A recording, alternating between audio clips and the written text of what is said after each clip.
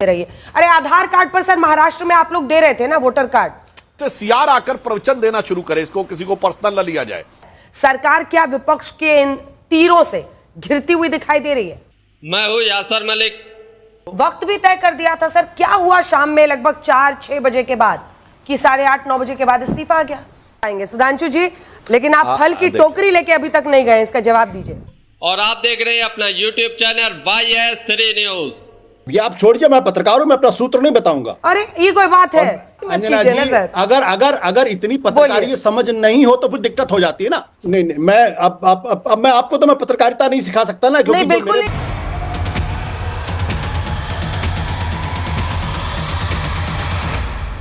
गोदी media anchor Anjana Om Kashyap को आज पैसे नहीं मिले तो उन्होंने बीजेपी के प्रवक्ता सुधांशु त्रिवेदी की जमकर बकिया उधेड़ दी।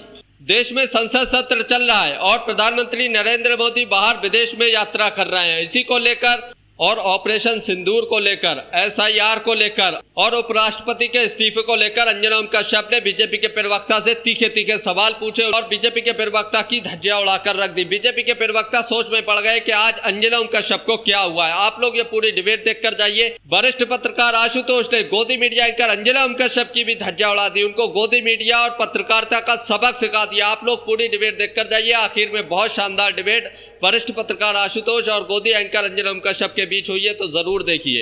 अगर आप लोग भी तमाम दुनिया की न्यूज जानना चाहते हैं तो हमारे ट्विटर को अभी जाकर फॉलो कर लीजिए, लिंक डिस्क्रिप्शन में पड़ा है, जहां हम डेली वर्ल्ड न्यूज की अपडेट देते रहते हैं। तो अभी जाकर ट्विटर पर हमें फॉलो करें।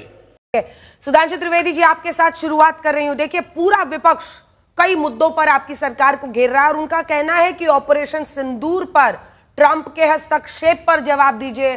धनखड़ साहब ने क्यों इतने अचानक इस्तीफा दे दिया, उस पर सफाई दीजिए। और SIR का हंगामा तो चल ही रहा है। सरकार क्या विपक्ष के इन तीरों से घिरती हुई दिखाई दे रही है?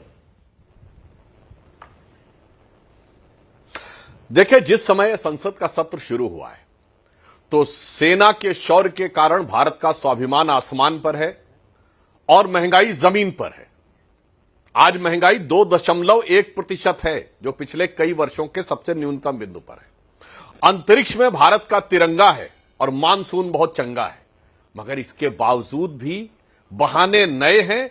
मगर विपक्ष का आचरण वही पुराना हंगामा वाला है जो हर संसद सत्र में किसी न किसी मुद्दे के ऊपर रहता है। अब आज के इन मुद्दों पे यदि हम तथ्यात्मक जवाब देना चाहें तो बड़ी सिंपल सी बात है। जो बिहार में SIR हुआ है तो चुनाव आयोग ने तो स्पष्ट रूप से कहा, हां 51 लाख लोगों के वोट काटेगा, जिसमें 26 लाख वो हैं जो दूसरी विधानसभाओं में शिफ्ट हो गए, 18 लाख वो हैं जो मृत हो गए, 7 लाख वो हैं जिन्होंने डुप्लीकेट वोट बना रखे थे। तो मैं पूछना चाहता हूं, ये मरहूम लोगों की रूहों के आधार के ऊपर ये कौन सी वोटिंग करवाना चाहते थे? क्या आसमान से जिन्नात आकर वोट करते क्या, जो 18 लाख लोग जा चुके हैं? रही है। अरे आधार कार्ड पर सर महाराष्ट्र में आप लोग दे रहे थे ना वोटर कार्ड, आधार कार्ड दिखाकर लोग वोटर बन रहे थे ना महाराष्ट्र में, तो वो पूछ रहे झारखंड में, सॉरी यहां पर क्यों नहीं बन सकते बिहार में? अंजना जी, बिल्कुल सही बात है, क्योंकि यहां एक नहीं कम से कम 5-6 जिलों में आधार कार्ड से ज्यादा, जनसंख्या से ज्यादा आधार कार्ड है। अकेले किशनगंज जिले में पिछले 5 महीनों में 6 लाख लोगों ने रेजिडेंसी सर्टिफिकेट के लिए अप्लाई किया है। 6 लाख लोगों ने। आप कल्पना कर सकते हैं वहां ऐसा कौन सा रोजगार का अवसर उत्पन्न हो गया है कि बाहर के प्रदेशों और बाहर की जगहों से आकर 6 लाख लोग अपने आधार कार्ड के आधार पे, जिसमें बहुत सारे ज्यादातर लोग पश्चिम बंगाल के, और यह मैं सब प्रमाण बोल रहा हूं, झारखंड चुनाव के समय हेमंत सोरेन जी तो इनके गठबंधन सहयोगी हैं। उनका ऑन रिकॉर्ड दिया गया बयान है, जो वीडियो अवेलेबल है, उनकी बाइट अवेलेबल है। जब उनसे पूछा गया कि झारखंड के आदिवासी बाहुल्य क्षेत्रों में आदिवासियों की संख्या कम होती चली जा रही है तो ऐसा क्यों हो रहा, तो उन्होंने कहा तो बंगाल से लोग आ रहे हैं इसलिए हो रहा है। लेकिन सुधांशु जी, आप राज्यसभा से ही सांसद हैं और धनखड़ जी को भी लेकर तरह तरह की बातें हो रही हैं। आज हरिवंश जी दिख रहे हैं, वो बैठे हुए हैं सभापति के पद पर, लेकिन बहुत सारी बातें हो रही हैं कि जल्दबाजी में उन्होंने किया ऐसा। आखिर उस दिन क्या हुआ था? आप राज्यसभा के सांसद भी हैं, क्या हुआ था? क्या जल्दबाजी में, क्योंकि उन्होंने तो अगले दिन मीटिंग के लिए वक्त भी तय कर दिया था। सर, क्या हुआ शाम में लगभग 4-6 बजे के बाद कि 8:30-9 बजे के बाद इस्तीफा आ गया? देखिए, दोनों बात, देखिए सर, जवाब दे रहे पूरा। धनखड़ जी की बात के ऊपर यदि उन्होंने स्वास्थ्य कारणों से त्यागपत्र दिया तो किसी के स्वास्थ्य को मुद्दा बनाना ठीक नहीं है। यदि सोनिया गांधी जी ने पिछले चुनाव में चुनाव न लड़ के राज्यसभा आने का निर्णय लिया तो हमने इसको मुद्दा नहीं बनाया, और धनखड़ जी के प्रति विपक्ष बोलना शुरू करता है तो अंजना जी इतना मुझे विचित्र लगता, पिछले सत्र में ये धनखड़ जी के विरुद्ध अविश्वास प्रस्ताव लाए। चलो वो तो आपका संवैधानिक अधिकार है। संसद भवन की सीढ़ी पर खड़े होकर उपराष्ट्रपति जो दूसरे नंबर का संवैधानिक पद है उसका मजाक उड़ाया गया, मिमिक्री की गई, तरह तरह के नौटंकी करके हाथ नचाए गए और नेता प्रतिपक्ष उसका वीडियो बना रहे थे। जिन लोगों ने पद पर रहते हुए ओम प्रकाश धनखड़ जी की के प्रति इतना अवमाननापूर्ण, इतना अपमानपूर्ण, संवैधानिक पद के लिए इतना निकृष्ट कोटि का आचरण किया, वो आकर जब आज बोलना शुरू करते हैं तो मुझे ऐसा लगता है कि जैसे मान लीजिए पंचतंत्र में कहानी है ना कि शगाल प्रवचन दे रहा है, मैं किसी के प्रति शब्दशः नहीं कर रहा हूं, जैसे सियार आकर प्रवचन देना शुरू करे, इसको किसी को पर्सनल न लिया जाए, वैसा प्रतीत होता है। इसलिए चाहे चुनाव के मौका मिल रहा है हो, नहीं सर, सुधांशु जी दोनों ही मामलों धनखड़ जी पर, सुधांशु जी, सांसद जी, सुधांशु जी, उनको धनखड़ जी पर आप ही लोग बता दीजिए क्या हुआ। क्या सिर्फ स्वास्थ्य की वजह थी? क्योंकि वो संवैधानिक पद पर है, उनकी बात का पूरा सम्मान है, लेकिन शाम तक वो चर्चा कर रहे थे, बैठक कर रहे थे, अगले तक उनकी बैठक फिक्स कर रहे थे, क्या हुआ ये तो बताइए। वो हम दिखाएंगे, वो हम सापरा जी से पूछेंगे। ये लोग तो रीढ़ की हड्डी उनकी खोज रहे थे, नकल कर रहे थे कल्याण बैनर्जी, लेकिन आप तो बताइए क्या हुआ कल। अंजना जी, एक बात सभी को समझना चाहिए, आप और हमारे जितने विपक्षी लोग बैठे और लाखों दर्शक, उपराष्ट्रपति किसी व्यक्ति का इस्तीफा उसका निजी विषय होता है, ये कोई पार्टी का नीतिगत विषय नहीं है कि पार्टी के पार्लियामेंट्री बोर्ड में डिस्कस, वो पार्टी के सदस्य नहीं थे। किसी संवैधानिक पद पर बैठे हुए सम्मानित व्यक्ति ने यदि निजी कारण से इस्तीफा दिया, इस पे हम, आप, सापरा जी, आशुतोष जी बैठकर अरविंद जी कोई भी कयास लगाएं तो मुझे लगता है कि उनके अधिकार का हनन और उनके सम्मान के प्रति अवमानना है। लेकिन सुधांशु जी, जस्टिस वर्मा के खिलाफ इंपीचमेंट के मामले में जो जल्दबाजी उन्होंने विपक्षी सांसदों के दस्तखत के साथ की, उसकी मेंशनिंग करके राज्यसभा में, क्या वो एक वजह बिल्कुल नहीं है? आप रूल आउट कर रहे हैं क्या कोई पॉलिटिकल फ्रिक्शन नहीं था उनके साथ? देखिए, जब लोकसभा में इस विषय पर सत्ता पक्ष और प्रतिपक्ष में एक मत था और लोकसभा में वो एक मत दिख भी चुका है, तो इस माध्यम से मतभेद देखने का प्रयास करना पुनः औचित्यहीन नजर आता है। ठीक है, सापरा साहब, वो कह रहे हैं आप लोग बखेड़ा कर रहे हैं, और सर तस्वीरें हैं अंजना जी, सुनिए ना। नहीं सर, कल्याण बैनर्जी नकल कर रहे थे इन्हीं की, मतलब बॉडी शेमिंग कर रहे थे उनकी नकल करके, रीढ़ की हड्डी आप लोग ढूंढ रहे थे। अब आप लोगों को उनमें बहुत रीढ़ नजर आ रही है उनके मुद्दे पर। आप देखते तस्वीरें हम दिखा रहे हैं, और राहुल जी वीडियो बना रहे थे, उस पे भी आता हूं, इंपीचमेंट ला रहे थे सर आप लोग। No confidence. 30 सेकंड में इनको महाराष्ट्र का जो इन्होंने जो गलत इन्फॉर्मेशन दी है वो भी बता दूं। इनको याद होना चाहिए कि महाराष्ट्र के सरकारी, एक मिनट, नहीं मैं दोनों टॉपिक पे आता हूं। महाराष्ट्र सरकार के आंकड़े हैं कि एडल्ट वोटर जो है वो 5 करोड़ 40 लाख है, और वोटिंग कितना हुआ? 5 करोड़ 70 लाख वोटिंग हुआ। ये कैसे हुआ? ये हमने सवाल निर्वाचन आयोग को पूछा तो कोई उत्तर नहीं है उनके पास में। अब ये प्रवक्ता कह रहे हैं, सुधांशु जी कह रहे हैं कि भाई हमारे बीएलए ने वहां पर कंप्लेन क्यों नहीं की? अरे बीएलए को क्या पता था कि 5 बजे के बाद में, 16 घंटे के बाद में इलेक्शन कमीशन जो है वो 10% आंकड़े बढ़ा करके दे देगा? क्या ये बीएलए को पता था? क्या बीएलए को पता था कि भाई बाहर गड़बड़ झाला हो रहा है और उसकी वीडियो फुटेज मुझे पहले लेनी है? अगर हमने बाद में पूछ लिया तो भारतीय जनता पार्टी निर्वाचन आयोग से क्यों नहीं कहती है भाई आप तो निष्पक्ष है, आप तो कॉन्स्टिट्यूशनल पोस्ट है, तो आप दे दीजिए भाई वीडियो फुटेज? क्यों नहीं? सत्ताधारी पार्टी क्यों नहीं कहती है निर्वाचन आयोग को भाई विपक्ष एक बात पूछ रहा है उसको पूरा कर दीजिए? तो कहीं ना कहीं आपकी नीति और नियत में खोट है और दाल में कुछ काला है। अब मैं आता हूं धनखड़ साहब की बात पर। भाई धनखड़ साहब का मैं ये नहीं कहूंगा कि हमारे लोग उनके विचारों के विपरीत नहीं थे, वो पक्षपाती भी रहे हैं, कई बार रहे हैं, और कई बार हमारे लोगों ने एक संसदीय प्रणाली के तहत उनका विरोध भी किया है। हम ये कभी नहीं कहते कि वो न्यूट्रल अंपायर थे, वो न्यूट्रल अंपायर नहीं थे, ये हम आज भी मेंटेन करते हैं। लेकिन जिस तरह से एक व्यक्ति की एक कॉन्स्टिट्यूशनल पोस्ट पर बैठे हुए उपराष्ट्रपति की तबीयत 4 साढ़े 4 बजे तक ठीक रहती है, फिर अचानक 5 बजे से लेके 8 बजे के बीच में उनकी तबीयत खराब हो जाती है। वो पूरी संसदीय प्रणाली, एक दिन की प्रणाली, पूरा सेशन कंडक्ट करते हैं और फिर 4:30 बजे मीटिंग भी बुलाते हैं। फिर अचानक 3 घंटे में तबीयत खराब और वो अचानक वो दे देते हैं इस्तीफा। इससे कई प्रश्न उठते हैं। आप कुछ बोलो ना बोलो, लेकिन ये नजर आता है कि उन्होंने इस्तीफा दिया नहीं है, उनका इस्तीफा लिया गया है। इसके पीछे बहुत सारे प्रश्न हैं। वो प्रश्न आने वाले समय में बाहर आएंगे। भारतीय जनता पार्टी को यह जवाब देना पड़ेगा कि कहीं आपने उपराष्ट्रपति को अपना कठपुतली बनाने का प्रयास तो नहीं किया।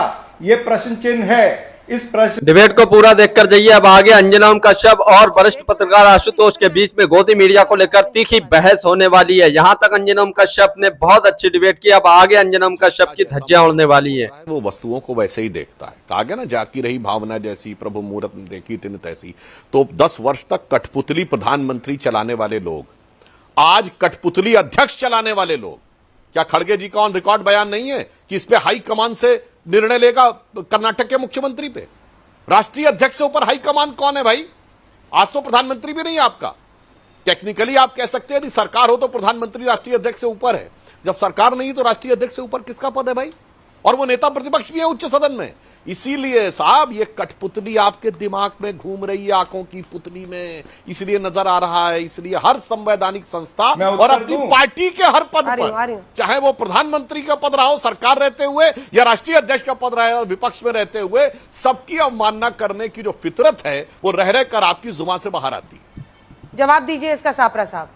कठपुतली के कितने ही उदाहरण मैं दे सकता हूं। मुझे यह भी याद आ रहा है कि किस तरह से अमित शाह ने नड्डा जी को खींचा था और फिर नड्डा जी ने परसों जो कल ही हाउस के अंदर जिस तरह से उन्होंने बोला कि जो मैं बोलूंगा वो रिकॉर्ड में जाएगा। ये आपको समझना चाहिए। खुलेआम धमकी दी कि नहीं? उन्होंने चेयर की तरफ देखते हुए ये बात को बोला है। तो आप कठपुतली वो हमको मत सिखाइए। देखिए, लगातार 2 जाट नेता, 2 किसान नेताओं को भारतीय जनता पार्टी ने जैसे दूध से मक्खी को निकाला जाता है इस तरह से निकाल के फेंका है। एक सत्यपाल मल्लिक जी को और एक इनको धनखड़ साहब को। ये मेरा खुला आरोप है। आशुतोष भी नहीं दिया। ठीक है, अब आ रही हूँ सापरा साहब, आ रही हूँ। अरविंद जी भी इंतजार कर रहे हैं। आशुतोष जी संवैधानिक पद पर है जिन भी वजहों से हो, और वो तो अब हवा दे नहीं रहे हैं, क्योंकि उस दिन भी देखिए जैसे खबर आई थी, आप लाइव थे, मैंने यही कहा था कि इस खबर की पुष्टि सिर्फ वो कर सकते हैं। बाकी जितनी भी बातें कि अगले दिन के लिए मीटिंग फिक्स की थी, ये हुआ, 4 बजे के पीएससी में नहीं आए रिजिजू साहब, लेकिन बावजूद इसके अगर वो कुछ नहीं कहते हैं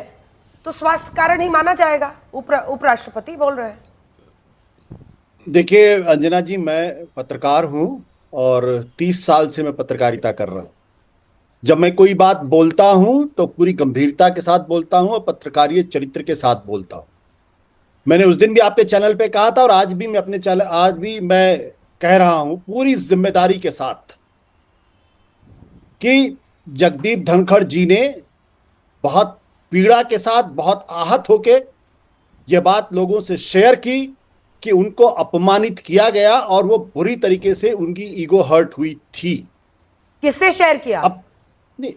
अब ये आप छोड़िए, मैं पत्रकार हूं, मैं अपना सूत्र नहीं बताऊंगा। अरे ये कोई बात है? क्यों नहीं बताइएगा?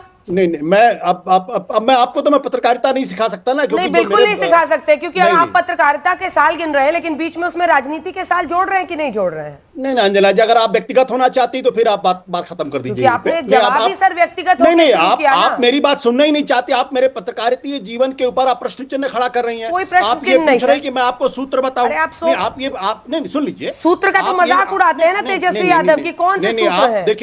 देखिए आप मुझसे मुखातिब है ना, आप तेजस्वी यादव से मुखातिब नहीं है ना। पर्सनल मत बनाइए ना इसको। आपने शुरू किया ना कि मैंने अपने पत्रकारिता के जीवन में, आप भी मत कीजिए ना सर। अगर इतनी पत्रकारिता समझ नहीं हो तो फिर दिक्कत हो जाती है ना। मैंने कहा कि एक बार नहीं, मैं आज भी अपनी बात पर कायम हूं और पूरी मजबूती के साथ कायम हूं कि वो नाराज थे, वो पीड़ित थे, वो आहत थे और उन्होंने कहा था कि उनको अपमानित किया गया है। आज भी मैं एक शब्द पर कायम हूं। मैं उससे हट नहीं रहा हूं। चलिए ठीक है, चलिए अरविंद जी वो कह रहे बात को लेकर नाराज बोलिए 2 लाइन में पूरा कीजिए। हाँ, प्रश्न इस बात को लेकर यह है कि उपराष्ट्रपति के पद पर बैठा हुआ कोई व्यक्ति अगर अचानक इस्तीफा देता है, स्वास्थ्य कारणों से अगर इस्तीफा देता है, तो मैं ये मानता हूं कि सुधांशु त्रिवेदी जी और राजनाथ सिंह इस संसद के अंदर सबसे शालीन विनम्र व्यक्तियों में से हैं। अगर किसी आदमी का स्वास्थ्य खराब होता है तो सबसे पहले ये लोग होंगे जो जाकर उनसे मिलेंगे और ट्विटर पर आके उनकी शुभेच्छा करेंगे, उनसे पूछेंगे। लेकिन मैं देख रहा हूं कि देवेंद्र फडणवीस के नाम पर तो शुभकामनाएं दी जा रही हैं, उनकी भूरी भूरी प्रशंसा की जा रही है, लेकिन ना तो सुधांशु जी ने कोई बात ट्विटर पर लिखी है और ना ही राजनाथ जी ने लिखी है, सिर्फ प्रधानमंत्री जी ने लिखी है। यह क्या दर्शाता है? इससे साफ पता चलता है कि कहीं ना कहीं कुछ गड़बड़ है। अन्यथा खुद सुधांशु जी फलों की टोकरी लेकर उनके पास जाते, उनका स्वास्थ्य पूछते और उनको बुके देते। ठीक है, इसी का जवाब सुधांशु जी से ले लेते हैं, फिर अरविंद जी आपके पास आएंगे। सुधांशु जी, आपको विनम्र होने का सर्टिफिकेट तो आज मिल गया, लेकिन आप फल की टोकरी लेके अभी तक नहीं गए, इसका जवाब दीजिए।